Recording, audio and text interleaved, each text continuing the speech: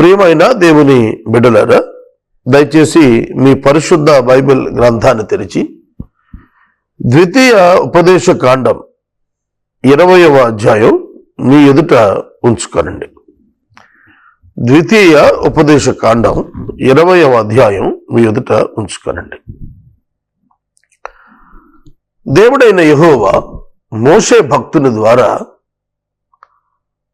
ఇజ్రాయేలు నూతన తరం వారు అనగా ఐగుప్తు దేశము నుండి వచ్చినప్పుడు లెక్కించిన జనసంఖ్య అరణ్య యాత్రలో చనిపోతుండగా రెండవ జనసంఖ్య వ్రాయించాడు. అనగా ఆ రెండవ జనసంఖ్యలోని 6 లక్షల కాల్వలో యెహోషువ నాయకత్వంలో కనానులో ప్రవేశించబోతున్నారు ఇతర మనుషులతో కలిపి. 6 లక్షల కాల్బలం పురుషులే, వారి భార్యలు, వారి తల్లిదండ్రులు, వారి కుమారులు, వారి కుమార్తెలు, ఇలా మనం లెక్కించితే 20 లక్షల మంది అవుతారు. కనాను దేశంలో ఇజ్రాయేలు దేశం స్థాపించబడబోతోంది. కనాను దేశంలో ఇజ్రాయేలు దేశం స్థాపించబడబోతోంది. అప్పుడు ఆనాడు కనానులో ఉన్నటువంటి జాతులు హిత్తీయులు, అమోరీయులు, కనానీయులు, పెరుజ్జీయులు, హివ్వీయులు, ఎబూసీయులు అనేవారు అక్కడ ఉన్నారు. వీరిని కనానీయులు అని పిలిచారు ఆ దినాల్లో. ఈ కనానీయులు అందరూ కూడాను నివాసం ఉంటూ విగ్రహారాధికులై ఉన్నారు. క్యారెక్టర్ పరంగా కూడాను అవి జాతులు కదా, జాతుల మధ్య పోరాటాలు, జాతుల మధ్య అక్రమాలు, దోపిడీలు యథావిధిగా ఎప్పుడు కొనసాగుతూనే ఉండేవి. దేవుడు ఇశ్రాయేలు జనాంగాన్ని అనగా యాకోబు యొక్క కుమారుల సంతానాన్ని ఐగుప్తు దేశంలో అభివృద్ధి చేశాడు. 70 మందిని 20 లక్షల మందిగా, 6 లక్షల కాల్వలో 20 లక్షల మందిగా అభివృద్ధి చేశాడు. తాను వాగ్దానం చేసినట్లుగా పాలు తేనెలు ప్రవహించే దేశంలోనికి వారిని నడిపించడై ఉన్నాడు. ఆ శ్రేష్ఠ దేశంలోనికి నడిపించేటప్పుడు కొన్ని హెచ్చరికలు ఇచ్చాడు. ఇది నేను చెబుతోంది old testament and it's period. పాత నిబంధన మరియు ఆ కాలం, పాత నిబంధన కాలం అంటే ధర్మశాస్త్రం ఇవ్వబడి అమలులో ఉన్న కాలానికి ఇది ప్రారంభపు కాలం, మనం చదువుతున్న అధ్యాయం. కాబట్టి వాళ్ళు కనానికి వెళ్ళినాక ధర్మశాస్త్రాన్ని వాళ్ళు పాటించాల్సింది ఉంది. మోషే ద్వారా దేవుడు రాయించి ఇచ్చిన ఆరాధనా విధానాలు వాళ్ళు పాటించాల్సింది ఉంది. ఆ కారణం చేత ఈ హెచ్చరికలు ఇస్తున్నాడు. ఈ హెచ్చరికలు ఇస్తున్నప్పుడు ఇస్తున్నవాడు దేవుడు కనుక దేవుని యొక్క క్యారెక్టర్, దేవుని యొక్క యాటిట్యూడ్ ఆయన మాటల్లో మనకు అర్థమవుతుంది. అది న్యూ టెస్టిమెంట్ యాటిట్యూడ్కి డీవియేట్ కాకూడదు. జాగ్రత్తగా వినాలి. The God of the Bible అన్నప్పుడు the God in the Old Testament period and the God in the New Testament period must be the same. Must be the same. The principles in the New Testament period must be same with the principles in the Old Testament period. కొత్త నిబంధనలో ఉన్నటువంటి నియమాలు, దైవిక నియమాలు పాత నిబంధనలోనూ అట్లనే ఉండాలి. కానీ పాత నిబంధనలో ధర్మశాస్త్ర కాలము దాని యొక్క కొనసాగింపున వచ్చినటువంటి ఆ మార్పులు, పరిస్థితులు క్రొత్త నిబంధనలోని కృపాకాలంలో ఏ విధంగా అప్లై అవుతాయి అనేది స్పష్టంగా కొరలేట్ చేయగలగాలి. అలా చేయలేకపోతే మిస్అండర్స్టాండింగ్ వస్తుంది. అక్కడే నేటి ప్రజలు, నేటి తరం జనాంగం బైబిల్ని అర్థం చేసుకోలేకపోయారు. అర్థమవుతుందండి మీకు నేను చెబుతోంది? మనం 21వ శతాబ్దంలో ఉన్నాం. ఇప్పుడు మనకు కొన్ని చట్టాలు ఉన్నాయి. ఈ చట్టాలు మనం అమలు చేసుకుంటున్నాం. చట్టాలు మారుతుంటాయి. కొన్ని చట్టాలు మారుతుంటాయి, కొన్ని చట్టాలు ఫోర్స్లో ఉండి అమలులో ఉండవు. ఇవాళ భారతదేశంలో ఉన్న చట్టాలన్నీ కూడా ఇంప్లిమెంటేషన్లో ఉన్నట్టుగా మనం చెప్పుకోవాలి. కానీ ఇంప్లిమెంటేషన్లో లేనివి అనేకం ఉన్నాయి. జాగ్రత్తగా వినాలి నేను చెబుతున్న మాట. ఎందుకు ఇంప్లిమెంట్ కావటం లేదు అనే ప్రశ్న మీరు అడగాలి. దానికి మీకే తెలిసిన జవాబు కూడా నేనే చెప్పాలి. నేను చెప్పగలుగుతాను. ఉదాహరణ చెబుతాను. వరకట్నం దాని మీద ఒక చట్టం ఉంది. ఆ చట్టం ఏమిటంటే వరకట్నం తీసుకోవటం నేరం, ఇవ్వటం నేరం. ఇది ఇవాళ సొసైటీలో మీరు చూస్తే వరకట్నమే నడుస్తోంది. ఇవాళ అంటే నేను పేర్లు పెట్టి చెప్పటం కాదు, కానీ పదవుల్లో చెబుతాను. అతి ఉన్నత భారత పదవి మొదలుకొని అతి చిన్న కుటుంబం భారతదేశంలో వరకు కూడా, అతి పెద్ద ధనిక కుటుంబం మొదలుకొని అతి చిన్న సామాన్యమైన కుటుంబం వరకు కూడా భారతదేశంలో ఇవాళ పురుషాధిక్యత ప్రపంచం కొనసాగుతూ వరకట్నం అమల్లో ఉంది. చట్టం ఉంది, కానీ చట్టం అమలు చేసేవాడు లేడు. కంప్లైంట్స్ వచ్చినప్పుడే ఈ వరకట్నం మీద విశేషమైనటువంటి చట్టం ఇంపోజ్ అవుతాం, మిగతా అప్పుడు అవదు కాదు. ఇచ్చినోడు చక్కగా ఇచ్చేస్తున్నాడు, పుచ్చుకున్నాడు చక్కగా తీసేసుకుంటున్నాడు. దీనికి మూలం ఏంటంటే ఆస్తి హక్కు మహిళలకు ఇవ్వకపోవటం. ఇది ఆస్తి హక్కు కూడా మహిళలకు ఉంది, ఈక్వల్ రైట్ ఉంది. ఇది చట్టమే. ఆస్తి హక్కు మహిళలకు ఉంది, ఇది చట్టం. కానీ తల్లిదండ్రులు వాళ్ళు కుమారుల పట్ల మొగ్గు చూపుతారు. కుమార్తెలకు ఇవ్వటల్లా. కట్నం ఇచ్చాం, పెళ్లి సమయంలో కొంత ముట్ట చెప్పాం అంటూ వాళ్ళని ఈక్వల్ రైట్కి దూరం చేస్తున్నారు. అది సమాజం ఎరిగిందే, అది కూడా సమాజం ఎరిగిందే. కానీ ఆ చట్టం అమల్లో లేదు. తేడా వస్తే అమలు అవుతుంది. ఎవరైనా కంప్లైంట్ వేసుకుంటే అమలు అవుతుంది తప్ప స్వచ్ఛందంగా అమల్లో లేదు. కట్నం ఇచ్చేవాడు పుచ్చుకునేవాడు ఇష్టమైతే ఇచ్చి పుచ్చుకోవచ్చు అనేది లేదు చట్టం అంటే. ఇచ్చినవాడు నేరస్తుడే, పుచ్చుకున్నాడు నేరస్తుడే. అలాగే అంటరానితనం నేరం, కుల వివక్షత చట్టం ఉంది. డిస్క్రిమినేషన్ అబౌట్ క్యాస్ట్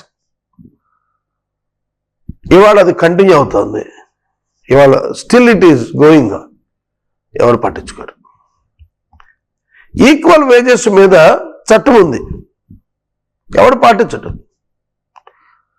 అలా నేను మొదలు పెడితే పాటించని చట్టాలు సమాజంలో ఎన్నో ఉన్నాయి.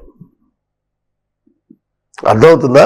అవి కేవలం అడ్వకేట్స్కిను ఫిర్యాదుదారులకే చెందినవిగా మిగిలిపోయాయి చట్టాలు. యాక్సిడెంట్ విషయంలో చట్టాలు ఉన్నాయి, కానీ యాక్సిడెంట్స్ ఆగవు. రోడ్ల ఫార్మేషన్లో చట్టం ఉంది, కానీ రోడ్స్ బాగవు. ఇట్లా చూసుకుంటా పోతే అన్నింటికీ చట్టాలు ఉన్నాయి, ఏవి అమలవు. మరి ఎవరిని నిందించాలి ఇప్పుడు చెప్పండి? ప్రజలనా, ప్రభుత్వాన్న, సమాజాన్న, ప్రభుత్వాన్న? ఎవరిని? హెల్మెట్ పెట్టుకోవాలి, చట్టం ఉంది, ఎవడో పెట్టుకోడు. 100 రూపాయలు ఫైన్ రాస్తే ప్రభుత్వాన్ని గొనుక్కుంటారు, 500 రాస్తే నెక్స్ట్ టైం ఓటేయరు ఈ ప్రభుత్వానికి. ఎవరు తల పగులుతుంది యాక్సిడెంట్ అయితే? Everybody knows, but no one cares. అర్థమవుతుందా? ఇలా నేను చెప్పుకుంటూ వెళ్తే కొన్ని వందలు చెప్పచ్చు, ఎన్ని ఎపిసోడ్లని మాట్లాడచ్చు. మీకు అర్థం కావాల్సింది ఏంటంటే చట్టం అమల్లో ఉంది, కానీ అమలు నోచుకోలేదు. ఓల్డ్ టెస్టిమెంట్ పీరియడ్లో చట్టం ఇంప్లిమెంట్ చేయబడింది. చట్టం ఇంప్లిమెంట్ చేయబడింది. ఇప్పటికీ ఇస్లామిక్ కంట్రీస్లో వ్యభిచారం చేస్తే అంగాన్ని కోసేస్తారు, బహిరంగంగా ఉరితీస్తారు, రాళ్లతో ఒకటి చంపేస్తారు. అవి ఇంకా అమలవుతున్నాయి. పబ్లిక్ రోడ్డు పక్కన ఉరితీస్తారు. కొన్ని రోజులు ఆ డెడ్ బాడీస్ వేలాడుతూ ఉంటాయి. అంత ఉన్నా అక్కడ వ్యభిచారం బాలా. పాయింట్ అర్థమైందా? కనుక ఈ చట్టం ఎందుకు వచ్చింది? ఎందుకంటే ఈ not to spread the sin, Bible భాషలో చెప్పాలంటే అన్సివిలైజ్డ్గా ప్రజలు తయారు కాకుండా చట్టాలు ఏర్పరచుకున్నారు. ఓల్డ్ టెస్టమెంట్ అలాంటి చట్టం ఉంది కాబట్టి దానిలో మనం చదువుతున్నప్పుడు, దాని ఇంప్లిమెంటేషన్ చదువుతున్నప్పుడు God has given them the law. దేవుడు వాడికి ఒక చట్టం ఇచ్చాడు.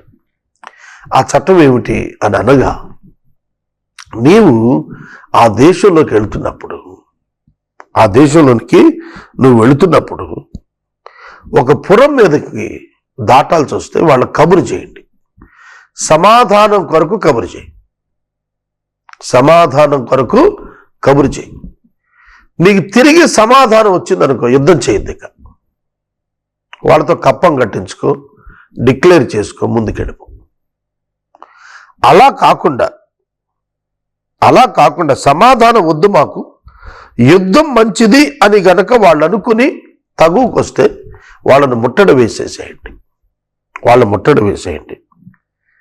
యెహోవా వాడిని మీ చేతికి అప్పగిస్తాడు. అప్పుడు మగవారిని అందరినీ కత్తితో హతం చేయండి. ఇది యుద్ధాన్ని గురించి చెప్పాడు. దేశ భద్రత, దేశాల మధ్య వార్ గురించి చెప్పాడు. వార్ గురించి చెప్పినప్పుడు killing the other person is not the sin. It's not murder, it is war. War is different, murder is different. మగాళ్ళందరినీ చంపేసేయండి అన్నాడు, ఆస్తి అంతా దోచేసుకోండి అన్నాడు. ఏ యుద్ధంలోనైనా ఇదే జరుగుద్ది. యుద్ధంలో సైన్యం ఓటమైనప్పుడు, శత్రుశాసం లేకుండా పాత రోజుల్లో, when they were not able to control the other countries' men,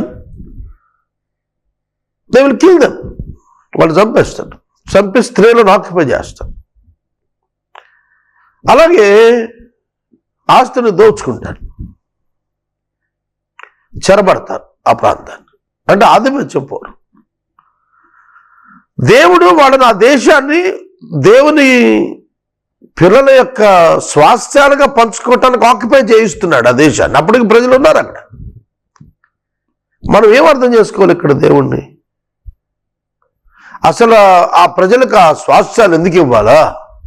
అక్కడున్న వాళ్ళని ఎందుకు చంపాలా? అసలు వాళ్ళ కోసం వేరే స్థలం ఇవ్వచ్చు కదా. మనుషులు లేని చోట బతకనని ఏర్పరచుకోండి, ఎక్కడో చోట ఏర్పరచుకోండి అని చెప్పచ్చు కదా. ఆ అరణ్య యాత్రలో ఎంతో డిస్టెన్స్ వాళ్ళు వెళ్ళారు కదా. అక్కడే ఎక్కడైనా అడవులు నరుక్కొని అక్కడ బతకమని చెప్పచ్చు కదా. ఏమి కనాని ఆక్యుపై చేయాలా? ఇవాళ నీకు you have every right to question. అది చరిత్ర. నీకు ఆన్సర్ చెప్పేవాడు దొరకడు అక్కడ. దాన్ని ఇచ్చేసేవాళ్ళు, దాన్ని నమ్మిన వాళ్ళు ఆన్సర్ చెప్పడానికి ట్రై చేసినా నువ్వు సాటిస్ఫై కావు. when you have a question in your mind about the religious things, little explanation may not give you the satisfaction about your doubt. మీకు సమాజంలో దొరక్కపోవచ్చు. కానీ why God is doing this? ఒకటి, ఆయన ప్రమాణం చేశాడు, ఆయన మాట తప్పడు. ఆయన తన ప్రజలను ఎందుకు అలా చేయమన్నాడంటే, వీరు ఈ పురములలో ఉన్నటువంటి వీరు, ఈ జాతులు హేయమైనటువంటి కృత్యాలు చేస్తారు, విగ్రహారాధన చేస్తారు. అది దేవుని స్థానాన్ని దేవతలకు ఇస్తారు వాళ్ళు. ఎందుకంటే they do not know God. కాబట్టి ఆ దేవతల విగ్రహారాధనలోకి మిమ్మల్ని తిప్పేస్తారు. నా మొదటి ఆజ్ఞ విగ్రహారాధన చేయకూడదనే ఆజ్ఞ. నేను తప్ప వేరే దేవుడు ఉండకూడదు అనేది ఆజ్ఞ. కాబట్టి నిన్ను ఆ ఆధ్యాత్మిక వ్యభిచారంలోకి నెట్టేస్తారు, నేర్పుతారు. కాబట్టి కిల్ దెమ్ అన్నాడు, వాళ్ళు చంపమన్నాడు. కనుక జనులకు అపవిత్రత అంటకుండా ఆధ్యాత్మికంగా ఆనాటి ప్రజలను చంపమన్నాడు. దేవుడు ఒక రాజ్యాన్ని నిర్మాణం చేయబోతున్నాడు, ఇజ్రాయెల్ రాజ్యాన్ని. దేవుడు చెప్పినట్లుగా వాళ్ళు చంపుతూ పోయినా కూడా ఇజ్రాయేల్ రాజ్యంలో పాపరహిత రాజ్యం వచ్చిందా అనే ప్రశ్న వేస్తే రాలేదు. ఇజ్రాయేలు కంప్లీట్ అయ్యారా అంటే పర్ఫెక్ట్ అయ్యారా? లేదు. కానీ దేవుడు పర్ఫెక్ట్ గాడ్ అనేది తేలింది. దేవుడు తన ప్రజలు ఎలా ఉండాలని అనుకున్నాడో దానికి సంబంధించి తనకున్న లక్షణాలకు అనుకూలంగానే చట్టాలు చేశాడు. దేవునికి ఉన్నటువంటి సార్వభౌమిక అధికారాన్న దేవుడు వారికి ఇచ్చినటువంటి ఆజ్ఞ ఒక భూభాగం, ఒక విధానం. ఆ విధానంలో ఆయన వెంబడించటం, నీతి, న్యాయము, పరిశుద్ధత, యథార్థత వీటిని ప్రజలు పాటించడానికి చట్టం చేశాడు. ఈ చట్టము వారికి ఏం చెబుతోందంటే వారు పాపులను తెలియచేస్తుంది. The law tells them that they are sinners and they need savior. That should be acknowledged by the people of the nation, Israel. అది దేవుడికి కోరింది. అందుకు దేవుడు వారిని ఆ విధంగా వెళ్ళమన్నాడు. సమాధానం కోరండి, సమాధానం వాళ్ళ నుండి వస్తే లీవ్ దెమ్. సమాధానం రాకపోతే పురుషులని చంపి ముందుకు పోమన్నాడు. ఇది మనం అర్థం చేసుకోవాలి. వాళ్ళు నేను చాలా ఎక్స్ప్లెనేషన్ ఇచ్చాను, how to understand God in the Old testament. దేవుణ్ణి పాత నిబంధనలో ఎలా అర్థం చేసుకోవాలి. That period is over. When Christ died on the cross, the period of the Old Testament was over. పాత నిబంధన కాలం ముగిసిపోయింది. దేవునికి మానవునికి మధ్య అడ్డు తెరలు చిరిగిపోయాయి, తొలగిపోయాయి. They can come to God directly. They can come to God directly without any mediator. Christ is the mediator. There was no human mediator between the people and God. That is New Testament. కనుక క్రొత్త నిబంధనకు వచ్చేటప్పటికి దేవునికి మానవునికి మధ్య క్రీస్తును మధ్యవర్తి ఒక్కడే. ఆయన నరుడు, మరొకడు లేడు. కనుక ఈ అధ్యాయంలో మనకు కనిపిస్తుంది ఏమిటంటే God doesn't want his people to worship the idols. That is his commandment. The people should follow that. తర్వాత ఇంకొకటి చెప్పాలి నేను ఏమిటంటే రెండు విషయాలు. ఒకటి, కొత్తగా ఇల్లు కట్టుకున్నవాడు మరియు స్త్రీని ప్రదానం చేసుకున్నవాడు సైన్యంలోకి వెళ్తే చనిపోతే వాటిని వేరొకళ్ళు అనుభవిస్తారు. స్త్రీ వేరొకరిది అయిపోతుంది, ఇల్లు వేరొకరిది అయిపోతుంది. కాబట్టి సైన్యంలోకి వెళ్లకుండా ఆ సంవత్సరం they can enjoy the house and the wife. వివాహం చేసుకున్నాడు సంవత్సరం పాటు ఆ స్త్రీని సంతోషపెట్టాలి, యుద్ధాన్ని బాగుపడదు. ఎటువంటి చట్టం చేశాడు దేవుడు. ఆయన నీతి న్యాయాలు కలిగిన వాడు. కొత్త ఇల్లు కట్టుకున్నాడు మక్కువతో, యుద్ధానికి వెళ్ళి చనిపోతే ఆ ఇంటిని ఎప్పుడు అనుభవిస్తాడు? అందుకనే తాను ఇల్లు కట్టుకున్నప్పుడు దాన్ని అనుభవించాలి. వివాహం చేసుకున్నప్పుడు ఆమెతో సంసారం చేసి ఆనందించాలి. అలాగని ఆనందించకపోతే ఏమిటి ప్రయోజనం? ఏమీ ప్రయోజనం లేదు. అందుకని వాళ్ళకి సైన్యంలోకి వెళ్లకుండా ఆనందించమన్నాడు. దేవుని యొక్క న్యాయం మనం స్పష్టంగా చూస్తున్నాము. ఇల్లు కట్టుకున్నవాడు దాన్ని ఎంజాయ్ చేయాలి, దాన్ని అనుభవించాలి. అప్పుడే అతను సంతృష్టి చెందుతాడు. కాబట్టి అతనికి సైన్యంకి వెళ్లకుండా రిలాక్సేషన్ ఇచ్చాడు. తర్వాత ఎవడైనా భయపడితే యుద్ధానికి వెళ్ళినప్పుడు వెనక్కి వెళ్ళిపోమన్నాడు. ప్రాణభయం ఉన్నవాడు యుద్ధంలో వెళ్ళొద్దు, వెనక్కి వెళ్ళిపోండి అన్నాడు. ఎందుకంటే ఇతరుల పాడు చేస్తారు మీరు అన్నాడు. ఇతరుల యొక్క గుండెలు అధైర్యపరిచేసేస్తారు. అందుకనే భయపడితే ఎవడైనా సరే వాడు వెళ్ళిపోవచ్చు, వెనక్కి వెళ్ళిపోవచ్చు, అందులో ఇబ్బంది ఏమి లేదండి. కనుక దేవుడు ఆయన యొక్క గుణలక్షణాలు, ఆయన యొక్క వ్యక్తిత్వం మనుషులమైన మనకు స్పష్టంగా అర్థం కావటానికి ఈ విధానాలు తెలియచేయటం ద్వారా తాను ఏమై ఉన్నాడు, ఎట్లా హౌ హీ వాజ్ జస్ట్ఫుల్, తను ఎలా న్యాయవంతుడై ఉన్నాడో అవి తెలుసుకోవటానికి అవకాశం దొరికింది. ఒక పురాన్ని లోపరుచుకున్నప్పుడు, అనేక దినములు ముట్టడి వేయినప్పుడు దాని చెట్లు గొడ్డల చేత పాడు చేయకూడదు. వాటి పండ్లు తినొచ్చు, కానీ చెట్లు నరకద్దు. వాటిని ముట్టడించుటకు పొలములోని చెట్లు నరుగా, అట్టి చెట్లను నీవు కొట్టకూడదు. చెట్లు తినదగిన ఫలములు ఇచ్చినవి కావని విరిగితే వాటిని నరికేసి దెబ్బగా వేసేసి. ప్రయోజితమైన ఫలవృక్షాలు చాలా ప్రధానమైనటువంటివి, చాలా ప్రధానమైనటువంటి. ఇట్ ఈస్ ఫుడ్, ఆహారం కదా. ఫలవృక్షాలు ఆహారం. ఆహారం చెట్లు నరులు కాదు.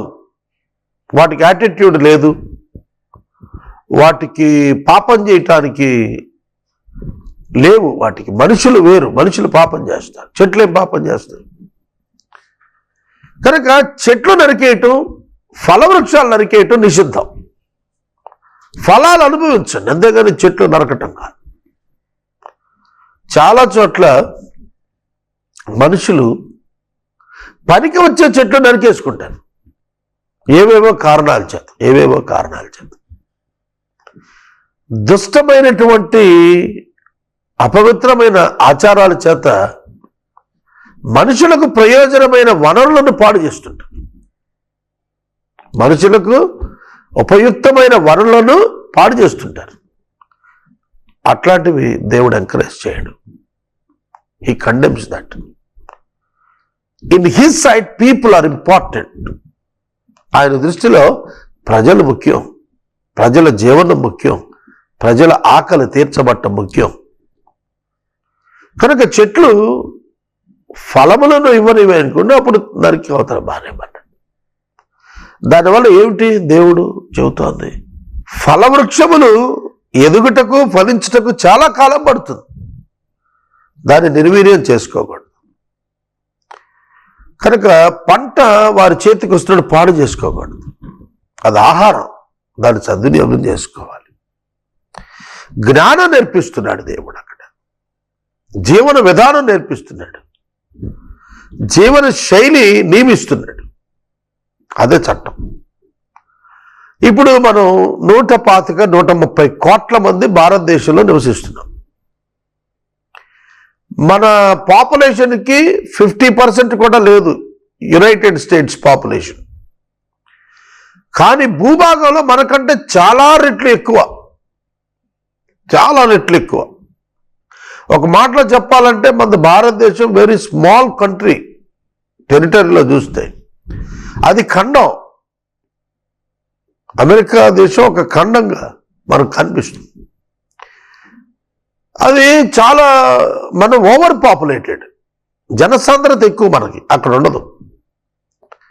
కనుక ఈ దేశంలో ఉన్న ఈ జనులు, మనము వనరులు చాలా తక్కువ.